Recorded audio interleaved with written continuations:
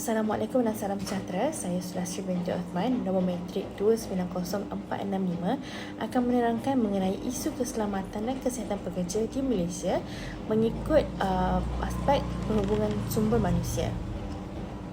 Kesihatan dan keselamatan di tempat kerja merupakan aspek yang penting dalam memastikan kesejahteraan pekerja dan kemajuan sesebuah organisasi.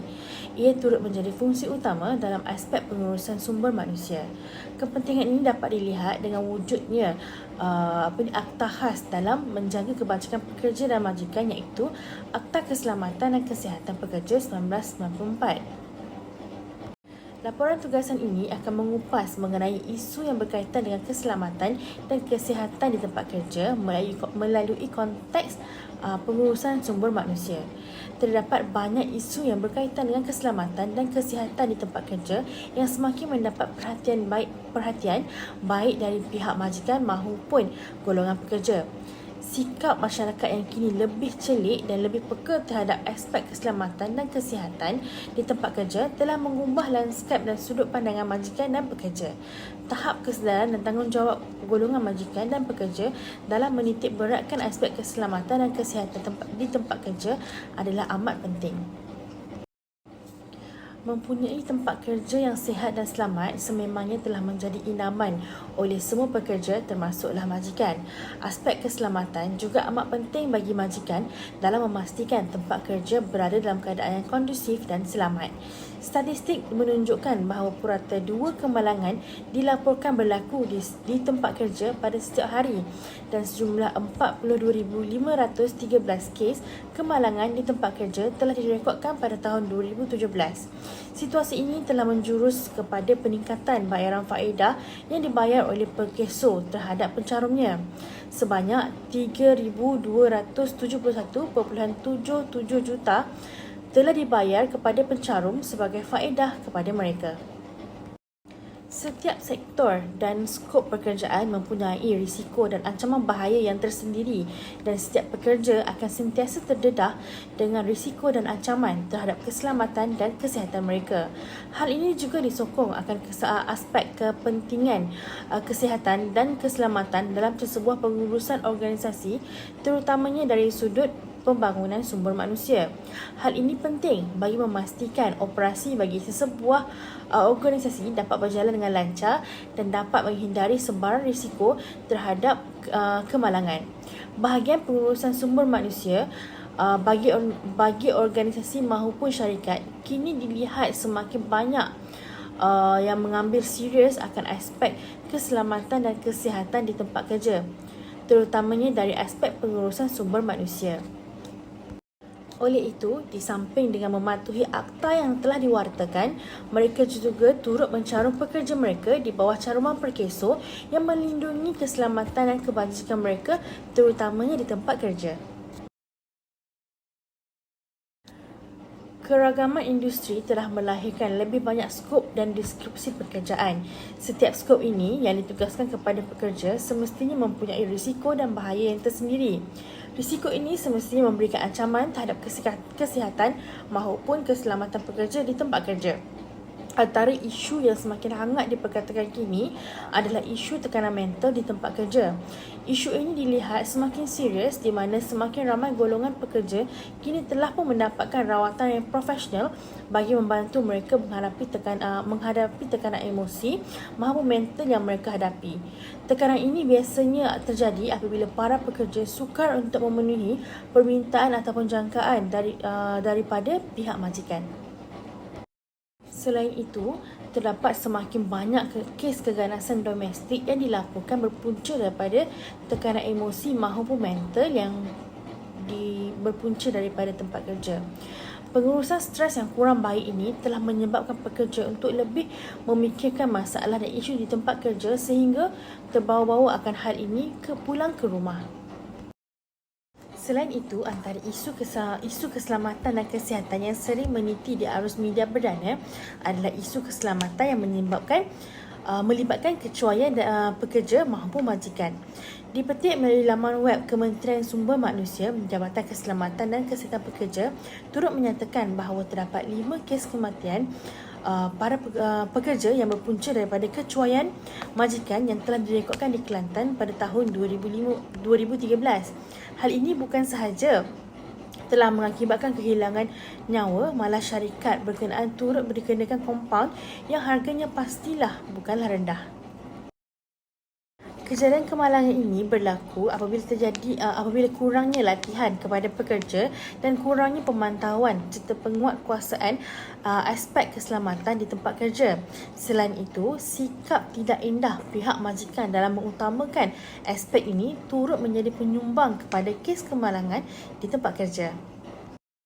Seterusnya adalah sikap sambil lewa majikan dan pihak pengurusan dalam memastikan para pekerja berada dalam keadaan yang selamat sewaktu bekerja.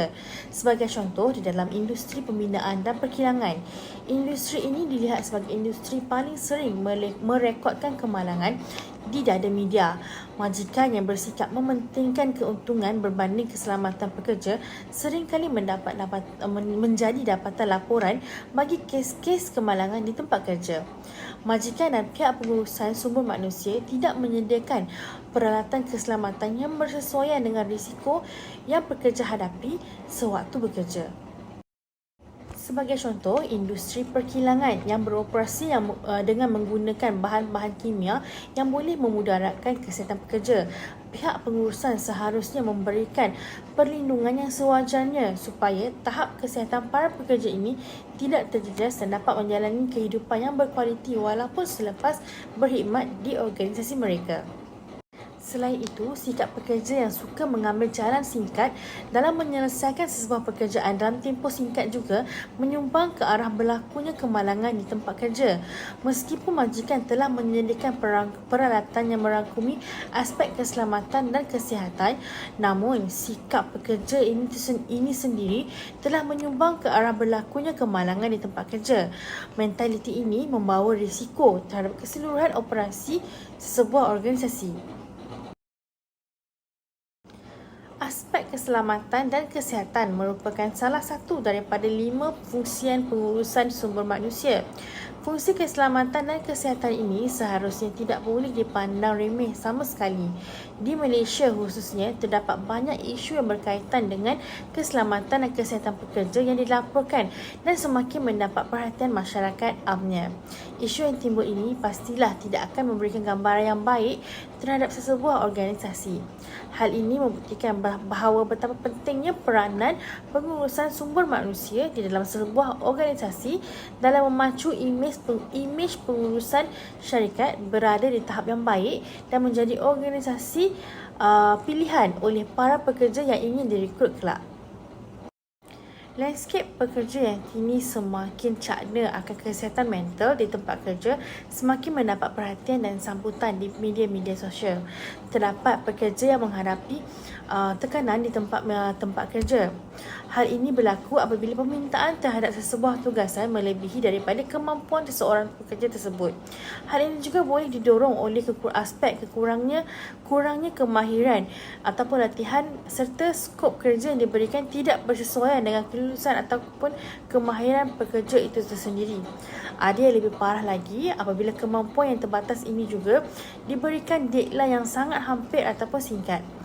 Kesannya, para pekerja akan ditekan oleh permintaan majikan ini sendiri dan memaksa diri mereka bekerja lebih daripada yang sepatutnya. Untuk jangka masa panjang, hal ini semestinya tidak bagus untuk kesihatan mental dan emosi pekerja tersebut. Selain itu, sikap majikan yang mengambil remeh dalam mengaplikasikan faktor keselamatan dan kesihatan juga turut menjadi faktor penyumbang dalam kemalangan di tempat kerja. Setiap industri pastilah mempunyai risiko tersendiri dan pihak majikan dan pengurusan sumber manusia seharusnya lebih arif mengenai risiko-risiko yang bakal dihadapi oleh pekerja sewaktu menjalankan operasi. Oleh itu, majikan mestilah menyediakan perkakasan keselamatan yang bersesuaian dan mencukupi untuk kesemua pekerja mereka. Hal ini sangat penting bagi mengurangkan risiko daripada berlakunya kemalangan di tempat kerja. Seterusnya adalah aspek pemerkasaan polisi syarikat yang berkaitan dengan keselamatan pekerja. Pihak pengurusan sumber manusia haruslah bertindak dalam mewujudkan polisi dan deskripsi pekerjaan yang mencakupi aspek kesihatan dan keselamatan. Hal ini penting dalam menjelaskan kepada para pekerja akan inisiatif dan langkah keselamatan yang telah diambil oleh organisasi tersebut dalam memelihara dan menjaga kesejahteraan para pekerja di dalam organisasi mereka. Namun, tidak semua kemalangan yang berlaku di tempat kerja adalah berpunca pada majikan maupun pihak pengurusan sahaja. Terdapat segelintir pekerja yang mengambil jalan singkat dalam menjalankan tugas mereka dan mengabaikan aspek keselamatan. Alasan yang diberikan adalah berkenaan dengan keselesaan ataupun mahu cepat menyiapkan tugasan mereka. Okey, hal ini pastilah akan memberikan impak yang tidak baik dari aspek kesihatan dan keselamatan para pekerja di tempat kerja. Sebagai contoh, di kawasan pembinaan, meskipun telah diberi peringatan akan kepentingan memakai topi keselamatan, namun masih terdapat pekerja yang mengambil mudah akan hal ini dan tidak memakainya dengan alasan keselamatan. Carangan antara inisiatif dalam usaha menjaga kebajikan pekerja melalui keselamatan dan kesihatan, pihak majikan boleh mengambil langkah proaktif dalam menyediakan latihan maupun peringatan berkala mengenai pengurusan stres di tempat kerja. Peringatan mengenai pengurusan stres ini sedikit sebanyak akan dapat membantu pekerja agar dapat menguruskan emosi, mental dan tekanan masing-masing dengan lebih baik. Selain itu, pihak pengurusan sumber manusia juga dicadangkan untuk mengadakan latihan yang berkaitan dengan skop kerja dengan lebih kerap. Terdapat sebilangan pekerja, terutama yang baru sahaja memegang sebuah portfolio di sebuah organisasi, berhadapan dengan kesukaran dalam melaksanakan tugas kerana kurang pengalaman dan pengetahuan dalam tugasan tersebut. Oleh itu, dengan melakukan latihan dan perbincangan yang berkaitan dengan skop kerja, semestinya akan membantu para pekerja dalam menjalankan tugas yang diberikan dengan lebih baik dan lebih sihat. Selain itu, pihak pengurusan sumber manusia juga seharusnya membuat perhatian dan penelitian berkala akan risiko untuk setiap skop kerja yang diberikan terhadap setiap pekerja. Melalui pemerhatian ini, pihak pengurusan sumber manusia seharusnya mengambil langkah proaktif dalam menghadapi risiko ini, seterusnya mengurangkan kebarangkalian sesebuah risiko ini terjadi kepada pekerja. Selain itu, pihak pengurusan sumber manusia juga seharusnya membuat perhatian dan penelitian berkala akan risiko untuk setiap skop kerja yang diberikan terhadap setiap pekerja. Melalui pemerhatian ini, pihak pengurusan sumber manusia seharusnya mengambil langkah proaktif dalam menghadapi risiko ini, seterusnya mengurangkan kebarangkalian sesebuah risiko ini terjadi kepada pekerja. Kecekapan pengurusan sumber manusia merupakan aspek penting dalam memerkasakan aspek kesihatan dan keselamatan pekerja dalam organisasi. Pihak pengurusan sumber manusia dan pimpinan sesebuah organisasi bertanggungjawab untuk mewujudkan polisi maupun dasar yang jelas dalam memberi garis panduan mengenai aspek keselamatan dan kepentingannya di dalam organisasi. Majikan dan pihak pengurusan sumber manusia juga boleh mengadakan sesi perbincangan dan dialog yang berkenaan dengan aspek keselamatan dan kesihatan di sesuatu tempat. Hal ini akan dapat membantu pihak pengurusan untuk mengenal pasti aspek yang perlu dititik beratkan dalam sesebuah jabatan dan mengambil langkah sewajarnya untuk menangani aspek tersebut. Kesimpulannya, semua pihak hendaklah berganding bahu dalam memastikan sesebuah tempat kerja itu selamat dan sihat untuk bekerja.